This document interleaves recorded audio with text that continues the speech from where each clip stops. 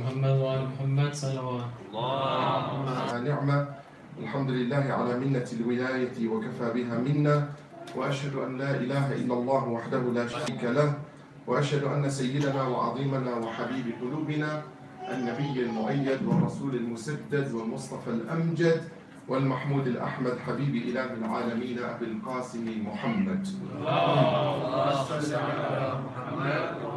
صلوات الله وسلامه عليه وعلى أهل بيته الطيبين الطاهرين المعصومين وصحبه المنتجبين ومن سار على هديهم وتمسك بهم إلى قيام يوم الدين. ثم أما بعد, respected scholars, brothers and sisters, Assalamu alaikum jami'an wa rahmatullahi wa barakatuh. We are basically continuing from where we left from yesterday in regard to the advice that Imam Ali salawatullahi wasalam alayhi gave to one of his governors, namely Malik al-Ashtar.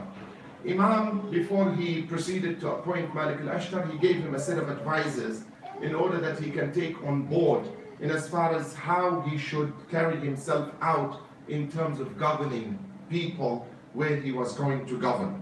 And as I stated earlier, about 2 days ago, that Malik al-Ashtar inquired from Amir al-Mu'mineen, Ali ibn Abi Talib, salawatullahi salamu alayhi, that I'm going into a city that is very diverse.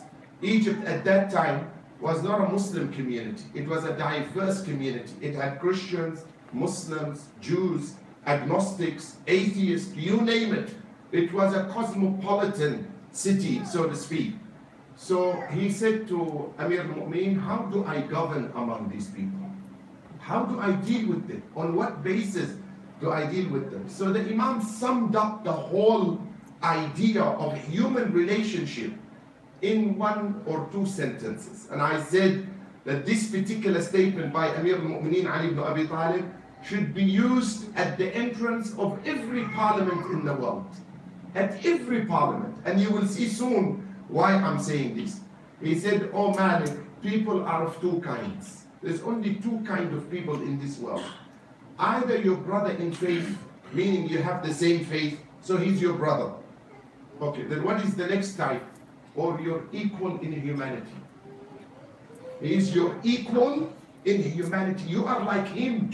You cannot discriminate against him on the basis of his background, color, gender, or even his faith. Why? Because he's your equal in humanity. And you must respect his humanity and equality to you on the basis of that particular fact, that we come from the same soul, we come from the same source, as Allah subhanahu wa ta'ala says in the Quran, Bismillah ar-Rahman ar-Rahim, Ya ayyuhan nas. See, the Quran in its address is also very interesting. If you look at the Quran, you'll find that the Quran has used a number of addresses. One of those addresses is Ya ayyuhal ladina amanu, or you who believe, right? That means Allah is talking to a particular group of people, those who have belief. But on the other hand, sometimes Allah wants to speak to everyone because it is something that is of concern to everyone. So he says, Ya ayyuhan nas. He says, all people. That means all people must listen. Ya ayyuhan nas, inna khalaqnakum min nafsin wahid. All people, we created you from one soul. And from that soul, we created a spouse. So look at the beauty of the Arabic language. In this particular verse, if a lady is reading that particular verse, she would read it as follows. Ya ayyuhan nas, all people, we created you from the same soul. So we are equal. And from that soul, we created a husband. If a male is reading it, and created for you a spouse, it means we created you a wife for you. But the soul and the source is what? Is one. There is no difference. There is no difference when it comes to our equality as humans. And if we know and understand that our equality as humans, then we will be able to be better communicators with one another. In another verse, Allah says in Surah Al-Hujurat, Bismillah ar-Rahman ar-Rahim, again, Ya ayyuhan nas, all people, inna khalaqnakum min dhakarin wa untha, waja'alnakum shu'uban wa qaba'ila لِتَعَارَفُوا إِنَّ أَكْرَمَكُمْ عِنْدَ اللَّهِ أَتْقَاكُمْ. Allah again says, "O people, we created you from a male and a female. And we made you into nations and tribes." Different nations, different countries, different backgrounds, different communities. Why did we create you in difference? Why are you different to one another? So you can kill one another? No. So you can fight with one another? No. Look what Allah says. So that you can learn and come to know one another. So the basis of our differences is that we should come and talk to one another. Understand each other better. Okay. Then who is the best of all of these people? Now we are different, right? And now we are talking. And now we are getting to know one another. Then who is the best of people in that regard? The most rich? No. The most Arab? Forget the Arabs. Okay? The most Pakistanis? No. The most Indians? No. Khojas? No. Turkish? No. Costa Ricans? Yes. No. The best of people are those who are close in piety to God. Those who obey God. Those who serve God, and in order to serve God, they serve humanity. Look at this marja of taqleed. One of the highest authority, or among one of the highest authority in the Islamic world. His name is Ayatollah Fadl al-Karani. He died 2 years ago. Sheikh bi'arfu. He wrote once on his Facebook the following statement. And this is, he wrote to some people, probably this is the weirdest statement you're going to hear. But listen to it carefully because it's from the heart of the Quran. He says, "I have learned and taught Islam for 55 years. Okay?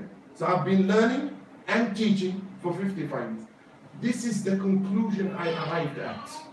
That's his conclusion. What is his conclusion? That after you do your obligatory wajibat, prayers, fasting, don't do mustahabbat. Ajib. This is Ayatollah speaking, not me. He says, don't do the recommended actions. Instead, serve people. Serve humanity. Go out of your way to be in the presence of someone else that needs your help. And where did he get it from? From his inside pocket? No. I'll read you the hadith where he got it from. Listen to this hadith by Imam al-Baqir.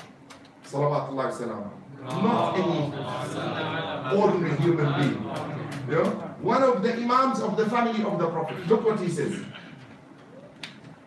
He says, وَلَأَنْ أَعُولَ أَهْلَ بَيْتٍ أَسُدُّ جَوْعَتَهُمْ وَأَكْسُوا عَوْرَتَهُمْ وَأَكُفُّ وُجُوهَهُمْ عَنِ النَّاسِ أَحَبُّ إِلَيَّ مِنْ أَنْ أَحُجَّ حَجَّةٍ وَحَجَّةٍ وَحَجَّةٍ وَمِثْلَهَا حَتَّى بَلَغَ عَشْرًا وَمِثْلَهَا حَتَّى بَلَغَ 70.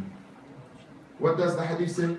Imam al-Baqir says, I would rather go out and look after a family that cannot afford to live honorably, whereby I can feed them and clothe them and prevent them from extending their hands seeking help, yani begging.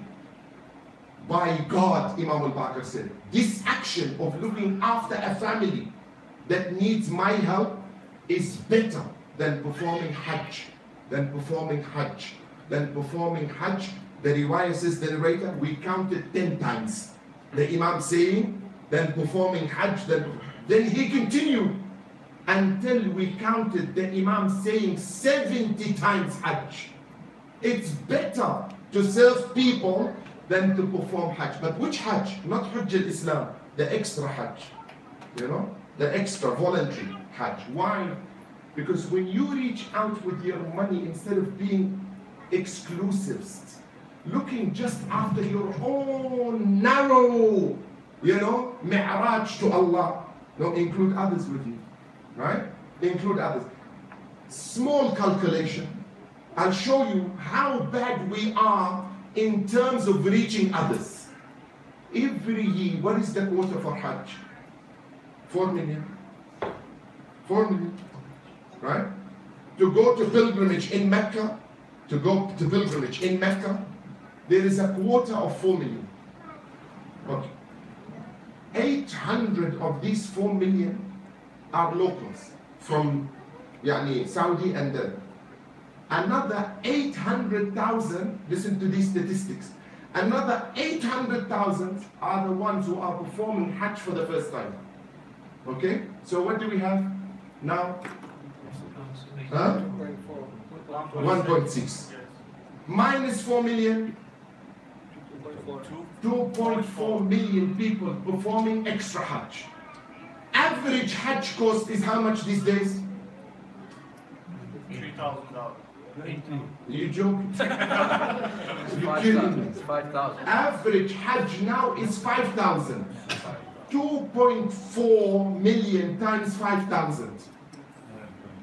How much? 120 million. You can alleviate the poverty in 3 countries in Africa. And that's in 1 year. But because we are so selfish, I want to do Hajj 3 times, or 4 times, or 6 times, while someone is being killed because of hunger. And then I call myself a Muslim. This is Islam? This is what Ahlul Bayt wants? This is what Rasulullah sallallahu alayhi wa sallam wants? Amir al-Mu'mineen salawatullah wa salam alayhi. This Amir al-Mu'mineen that we are commemorating his death anniversary, when he was being washed after he died, Imam al-Hassan cried like a baby. Next to him was Al-Asbagh ibn Nabata. Asbagh ibn Nabata was one of the friends of Imam Ali. Salawatullahi salam. He says, Ya ibn Amir al-Mu'mineen, why are you crying so much? Is it because you lost your father? He says, no. That's by default. Of course I will cry for my father, because the way he died and that he is no longer with us. He said, then why are you crying? He said, because Ya Asbagh. He said, oh Asbagh, when we were washing him, I saw a patch in his back that was pitch black, like a mark on his shoulder that was black. He said, and now I realize that this black mark is because of the sack of wheats that he used to carry on his shoulder to serve the people of Medina and Kufa, while they did not know who was serving them. This is Amir al-Mu'mineen. This is the head of the state. The head of the state. Amir al-Mu'mineen, Ali ibn Abi Talib, at that time was the governor of how many states? 32 different countries. Under his command. In today's standard of what we call countries.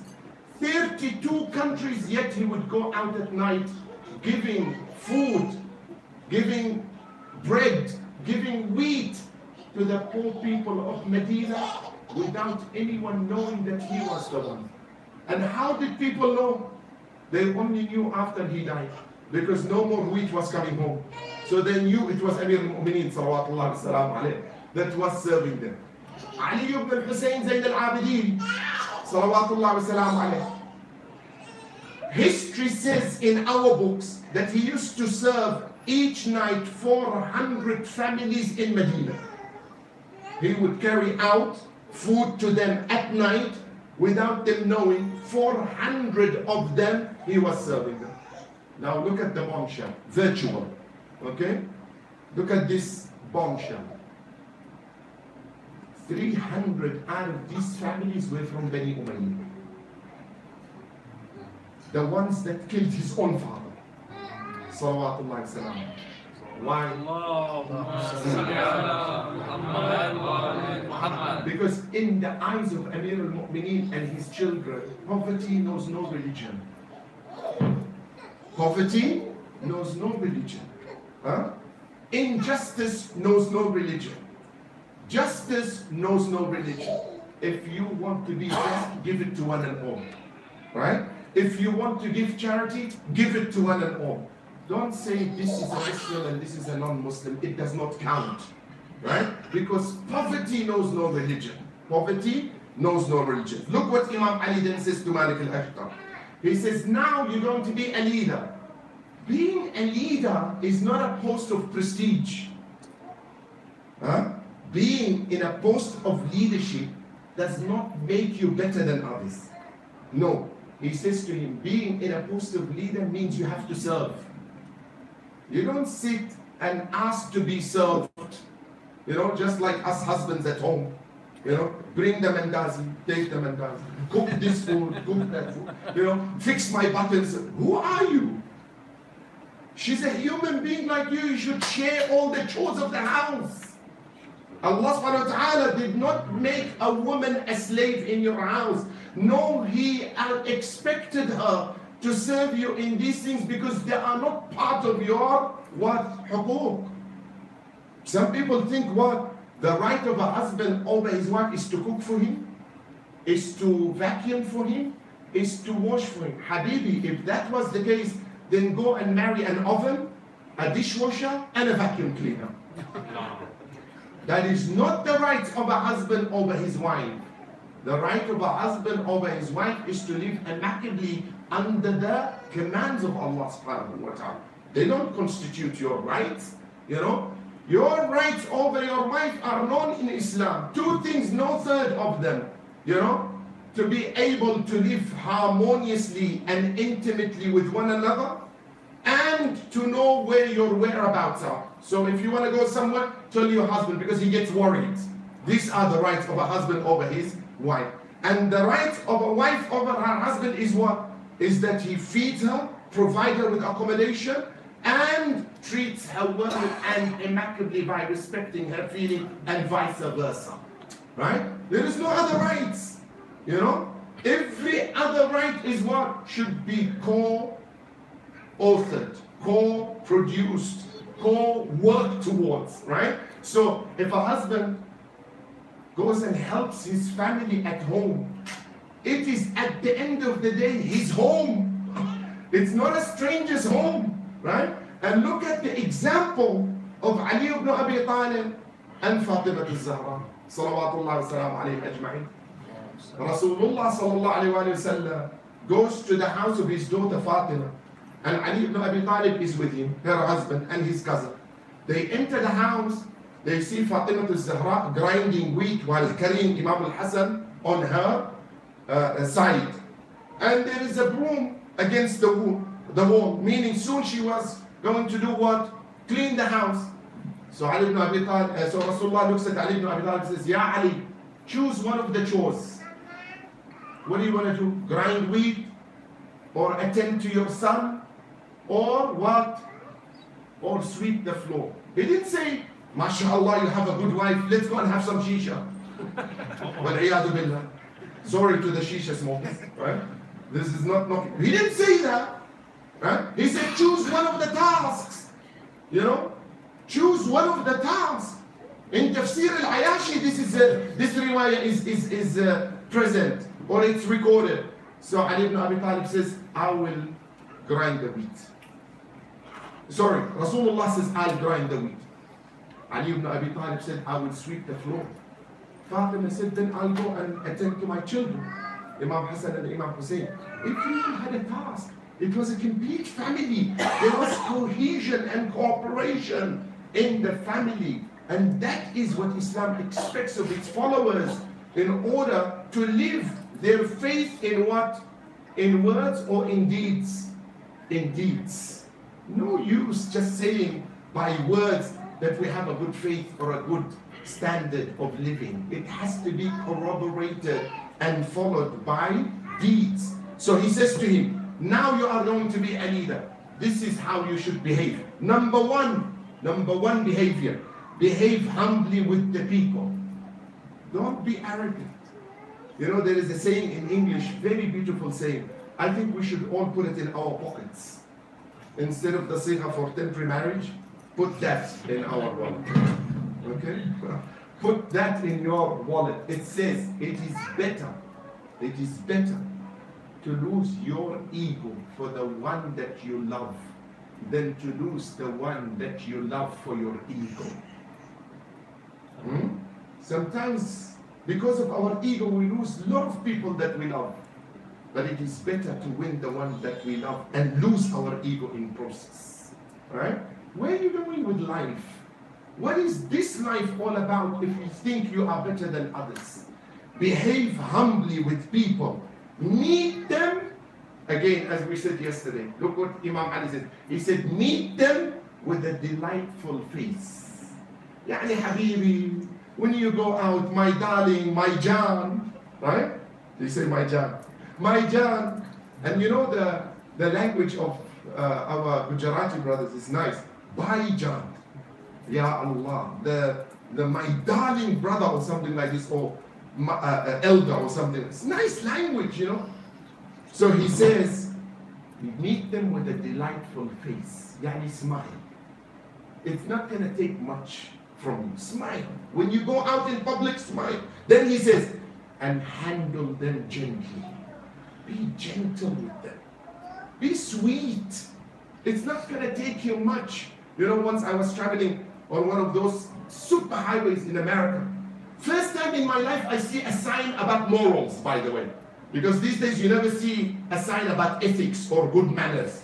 All you see is maybe an advertisement for Johnny Walker, or a semi-naked woman, or lingerie, I don't know what it is, but never something about akhlaq or morals. This time it was about akhlaq. It says, don't give me an attitude, because I have one of my own I have to deal with. You know? So don't give me attitude. I have my own attitude to deal with, you know? So let's work on our attitude and the way we reach out to people. He says, and what? And handle them gently and tenderly, with sweetness, with beauty. Reach out to them. And you know, Imam al-Baqir says to Jabir. Jabir was the companion of the Prophet. Jabir outlived the Prophet until he reached the time of Imam al-Baqir. So he lived a long time.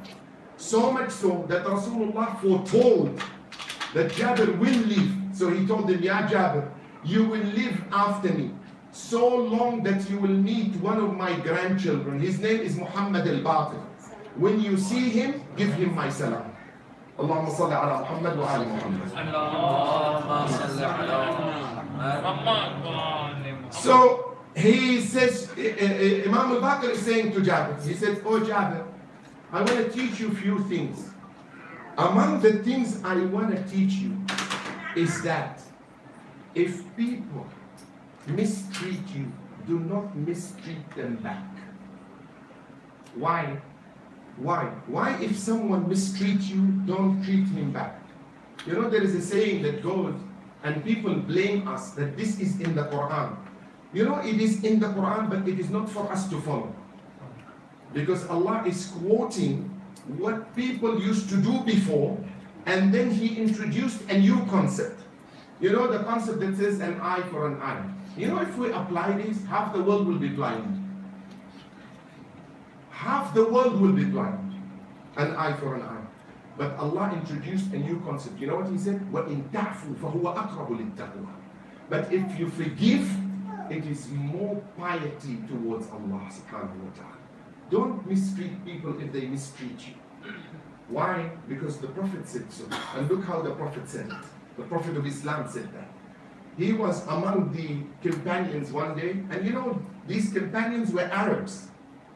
And it's funny about something about the Arabs that you should know. They're funny human beings in one way or another during that time. In what way I'm talking about that they are funny? Normally, when you die, you leave behind assets, right? Money, car, property, and these people that outlive you, your children, your wife, they inherit you. So what do they inherit? They inherit some money. No, the Arabs used to leave behind wars. So their children would inherit a battle, and they will battle for the next 40 years, you know? So they die generation after generation, they are still fighting. Because they've inherited the war from their parents. Ajib. Who inherits a war? Only those who don't have brains, right? Unfortunately. So look at this. The Prophet is talking to these people. So he says, do good with those who deserve it and those who don't deserve it. The Arab objected, said, no, that's not possible. What do you mean, Ya Rasulullah? How can we do good with those who deserve it and those who don't deserve it? He said, okay, let me ask you this. When you do good, why do you do it? He said, because people deserve it. He said, fantastic. Right. So why don't you do good to those who don't deserve it? They said, because you already answered, they don't deserve it. Look what the Prophet said. He said, yes, they don't deserve it, but you deserve it. So act on your own conviction, not on other people's conviction. If you think you are good, then do the good regardless of the one that you are doing the good to. And this is also in the very teachings of Ahlul Bayt. Salawatullahi salam alayhi ajma'in. Is there any human being that you know worse than Yazid? Is there? I don't think there is a human being worse than Yazid. You know?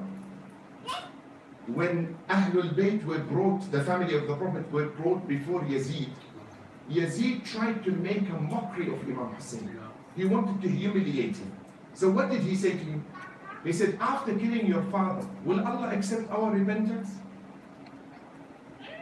A very tough question. After we killed your father, would Allah accept our repentance? Imam Zayn al-Abidin says, yes, there is something you can do and ask Allah for repentance, and inshallah Allah will accept. Zaynab looks at Imam Zayn al-Abidin and says, what's the story? What are you doing? It's like she's shocked. You are actually teaching that man how to repent. And then you know what he teaches him? He teaches him Salatul Ghufayla. He says you pray 2 rak'at of salah, you read in the first rak'at Alhamd, and then you read Wad al-Noon, then you read Alhamd, and then you read the other verse of the Quran, وَعِنْدَهُ مَفَاتِحْ, and then you do the Qur'an. And Zainab is looking at him so strangely. He looks at his aunt Zainab. He says, aunt, whether he likes it or not, look at this statement, whether he likes it or not, I'm his imam. And he is my subject. And I have a duty towards him. Wallah, you don't find people like this. He says, I am his imam. Yani I have the right over him, to rule over him. And I have a duty towards him, to guide him to what is right. But he will choose not to. He will choose not to. But my duty is what? Is to show him the way. This is the beauty of our Ahlul Bayt. That they reached out to people. Regardless if people want to accept or not, you do it because you are good.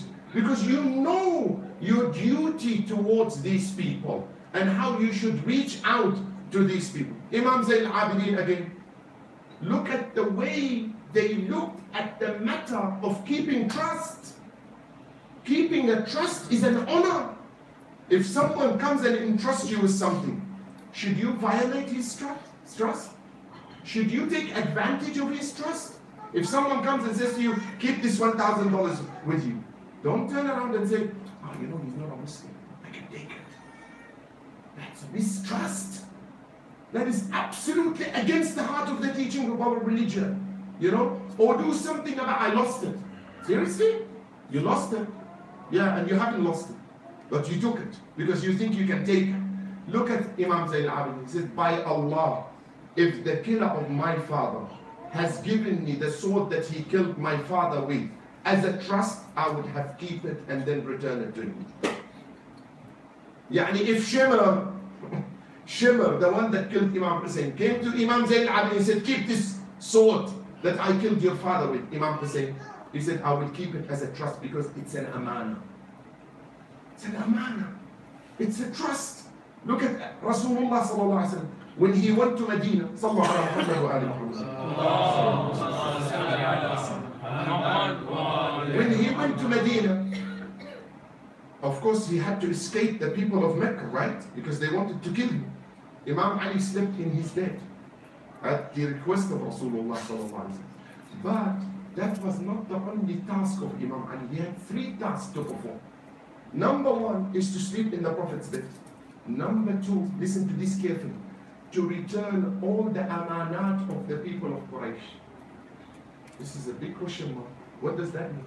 It means the non-Muslims of Quraysh used to trust the Prophet with their wealth, although they did not believe in him. And that is so amazing, in the sense that I don't believe in you, but I trust you.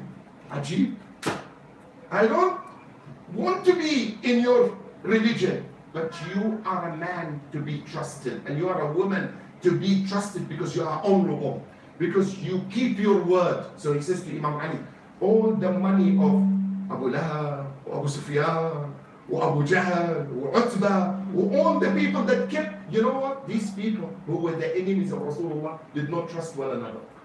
Yani Abu Sufyan would not keep his money with Abu Jahl. Abu Jahl would not keep his money with Utbah or Abu Sufyan. No, they will come and keep it with Rasulullah sallallahu alayhi wa sallam. Ajib, it's unbelievable. They are the ones who called him as-sadiqul, the trustworthy, the truthful, the truthful.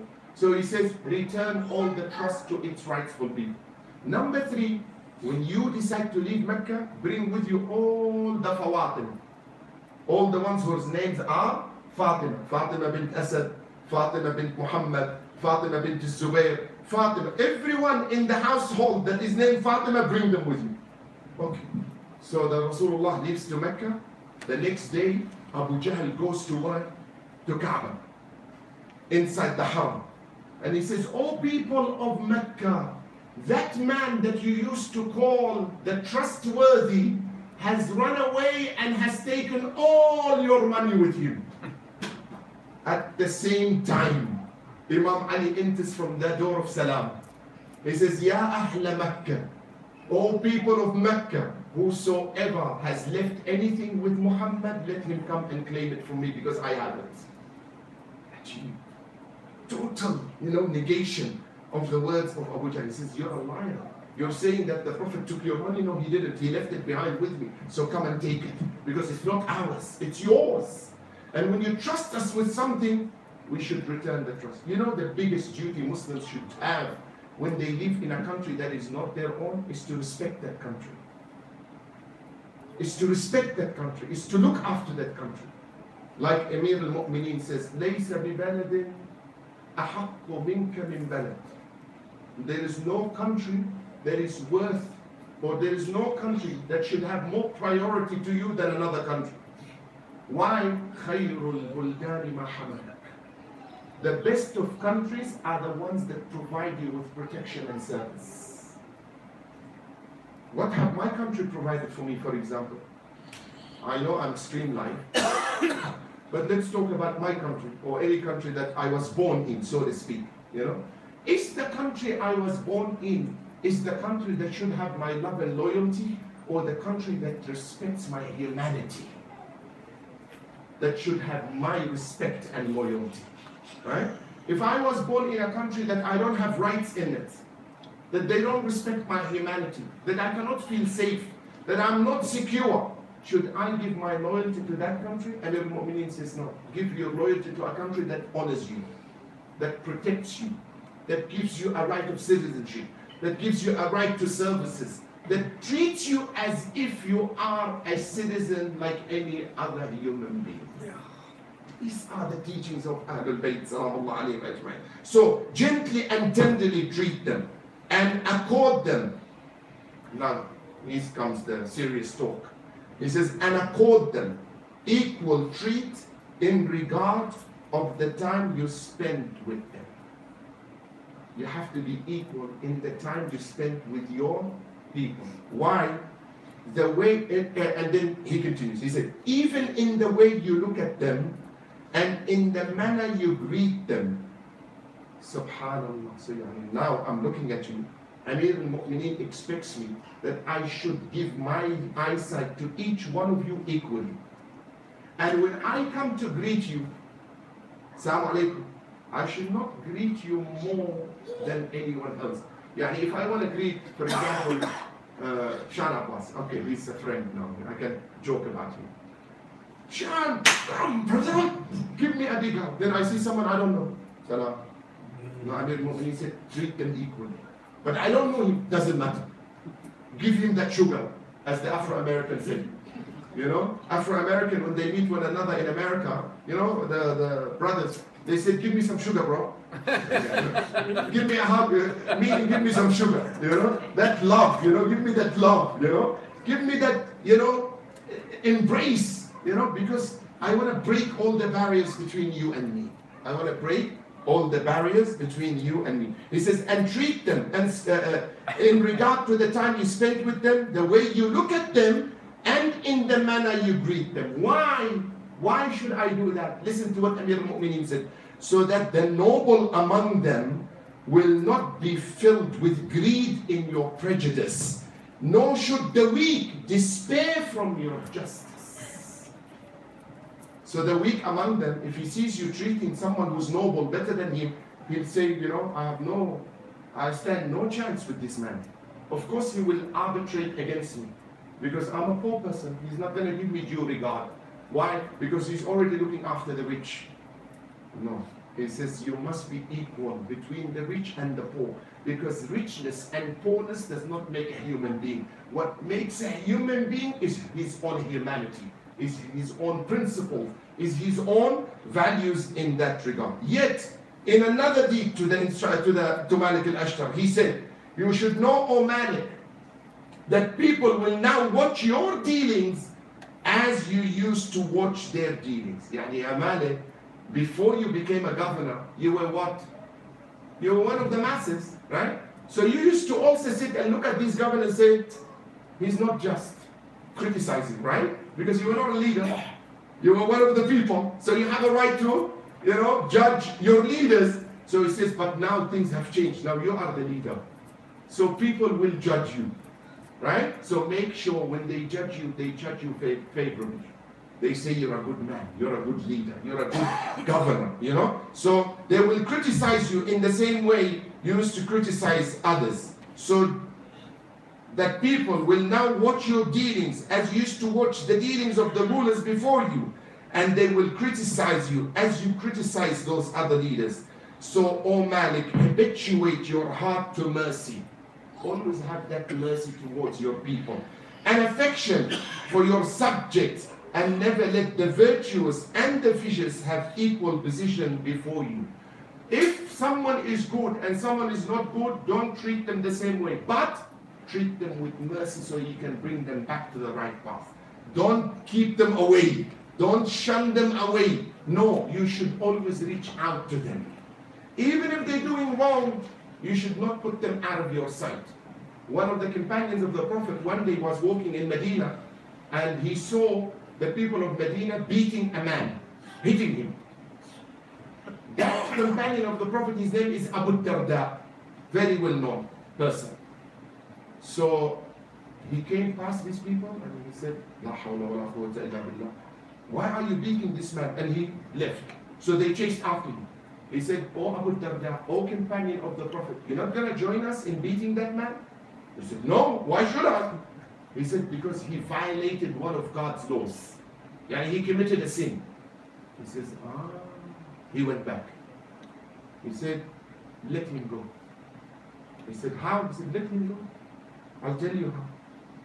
He said, tell us. We respect your opinion. You're the companion of the Prophet. He said, if one of you fell inside a hole, do you beat that person or do you pull him out? He said, no, we pull him out. He said, and your brother has fallen in a hole of sin. Don't beat him, pull him out. Pull him out. Don't beat him. Show him. Teach him. Don't add to his misery. You know, he has fallen into mishap. He has fallen into wrongdoing. You don't beat him to teach him. No, you teach him so he would not do it again. Just like that young man who came to the Prophet once and he said, Ya Rasulullah, give me permission to commit adultery. Oof! In front of the Prophet. Ya Allah! You know, the people with the Prophet, everyone's put his hand on the sword. You know, sometimes we get excited, but overexcited. You know, Ya Rasulullah, let me finish him. Ya Ammi, wait. He's talking to the Prophet, not to you. You know, there were a few of them, you know, all of a sudden, all they want to do is chop people's heads. You know what I'm talking about. But nevertheless, okay, Ya Rasulullah, let me finish him. Yeah. He said, hold on. Calm down. The man is talking to me. Ajib, look at the style of Rasulullah. The man is talking to me. He's young, full of energy. He doesn't know where to vent that energy. Calm down. So Rasulullah said to that young man, would you allow it to your mom? He said, no, Ya Rasulullah. Of course not. Would you allow it to your aunt? No, Ya Rasulullah. Maternal, paternal, your maternal aunt, khala, amma. No, your daughter. No, Ya Rasulullah, astaghfirullah. How? He said, the same way you don't allow adultery to your own family, people won't allow it to their family. It's logical, right? So he looked at the Prophet, he said, you speak very nicely. How beautiful this statement is. He says, Ya Rasulullah, you speak very nicely and very calmly. You were not angry, you did not yell at me, you did not scream at me. So for that, I thank you, Ya Rasulullah. And he lifted his hand up, the young man. He said, Ya Allah, forgive me and forgive Muhammad and don't include anyone with us. Because they want to kill him. Everyone wants to chop his head. The narration says, Rasulullah laughed so much that his back bent. That he went back like this from laughter. He said, no, brother, that's change your dua. He said, how? Look at these people, they want to kill me, Ya Rasulullah. I said, it's okay, they made a mistake. So that man said, again, you are so beautiful, Ya Rasulullah. Teach me. He said, saying, oh Allah, forgive me and forgive Muhammad and forgive everyone with us. Because the mercy of Allah is for everyone. Look at this akhlaq. Look at this mannerism. Look at the approach and the attitude that you can give out. And you know what? This man then says to Rasulullah, Ya Rasulullah, I came to you and there is nothing more I love than adultery. But now I leave you and there is nothing more I hate than adultery. Look at the way he changes his mindset from talking nicely with an attitude of approach that is healthy, that is open, that is encompassing, and that is based on what? Based on logic and teaching. Dialogue. Allahu Akbar. Dialogue. Sometimes we don't understand the value of dialogue. I will finish. Now I will finish. I didn't say it today. It's the first time I said it. Allah, in order to teach us how to dialogue, did he shun Iblis, Satan, right away? Or did Allah have a dialogue with him? Look what happened. Allah says to Shaitan, prostrate. He said, I won't. Allah didn't say, you're cursed, out. He said, why? He gave him a chance to argue his point. قال أنا خير منه. He said, I'm better than Adam. He said, the question is not about better or worse. The question is how you made a command. And that command should be followed. Whether you are made from fire and he's made from, mud, it doesn't matter. That's not the issue. Then look what happened. He said, but I won't. He said, fine, it's your choice. Not only your choice. Then Satan has the audacity to request something from Allah that maybe if I ask Allah for that, He won't give it to me. He said, then give me respite and time until the day of judgment. He said, okay, take it. Ajib, right? قال فأنظرني قال إنك من المنظرين. He said, go live as much as you want until the day of judgment. If Allah can dialogue with Iblis, I can't dialogue with you. And you're a human being like me. There's something wrong. Huh? Jesus, son of Mary, peace be upon him, has an incident that happened once which was so beautiful, salamullah alayhi. In order to teach us how to look for the good in people, for the good in anything. He was walking with the disciples one day, the Hawariyin. So he saw a dead sheep, dead animal. So he said to the disciples, what do you see in that animal? Someone said, bad smell. Someone said, look at its body, it's decomposed. The other one, it's intestine. Someone, it's... Every disciple saw only negative. Then they turned to Isa, salamullah alayhi, to Jesus. He said, what do you see, O Spirit of God? What do you see in this animal? He said, look how beautiful the whiteness of its teeth is. Pin drop silence. He only looked at the positive. He forgot everything about the animal. He said, look how beautiful its teeth is. So when you want to look at people, don't look at their mistakes. Look at their positive. Because through that positive, you can change a human being. But if you come to a human being and you want to change him through his negative, he will never change. Because no one wants to see a negative in him. Just like, someone came to his wife one day and he was told that through the progression of time, because of hereditary, she may lose her hearing. So he asked his wife from far, "What is for lunch today?"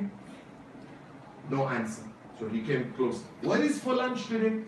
No answer. She said, "This lady must be losing her. Khalas. The time has come.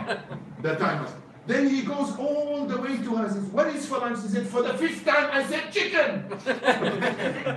So he's the one who's not listening. He's the one who lost his hearing. But he doesn't want to admit.